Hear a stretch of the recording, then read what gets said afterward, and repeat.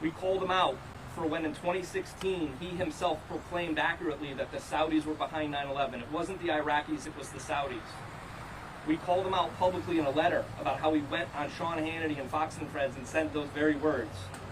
We called him out about how he met with me, and a number of us standing behind me. He met with us in the White House in 2019.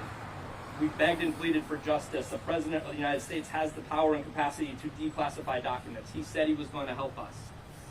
He said, you're right in your pursuit, keep going, keep pushing, keep declassifying, keep fighting. I'm with you. Less than 24 hours later, his Attorney General, Bill Barr, invoked what's known as the state secrets principle against us. It is those documents which we now have. Those documents which took a presidential order from Biden to unwind the state secrets principle.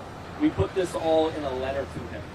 I had an aide from the Trump administration call me on Saturday. The aide said, Mr. Eagleson, the president wants you to know that he personally read your letter, and he personally is going to remember it always and forever, and all the 12 signers of that letter.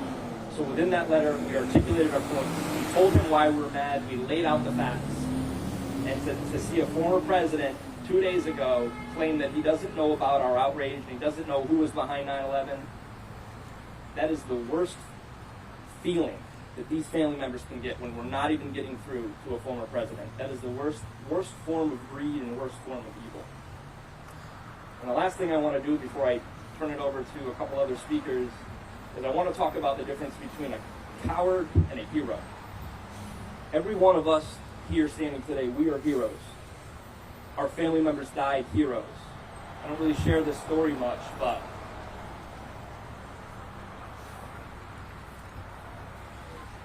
my dad had every opportunity to get out of the building that day. He was on the 17th floor, and we spoke to him after both planes hit. We pleaded with him to get out of the buildings. He was below the impact zone. He was with a colleague in the lobby.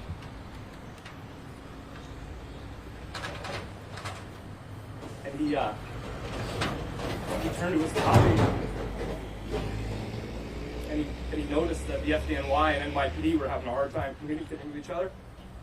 So he went back up to the 17th floor to grab radios to give to the FDNY, hopefully that they could communicate better to help save people.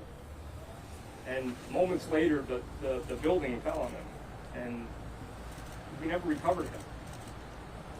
So when I think about that, and I hear thousands of other stories about true heroes that day, and I see these golfers dodge questions, put their head in the sand, not want to confront us, not want to address our issues, and just say golf is for the greater good, or I'm doing this for my family. Well, my dad went to work that day providing for his family, and he got blown away. And if we can't get a golfer to at least look us in the eye and tell us that they're doing it for the money and they don't give a shit about the atrocities of Saudi Arabia, they're cowards. Our loved ones are the heroes. The golfers and the former president are cowards.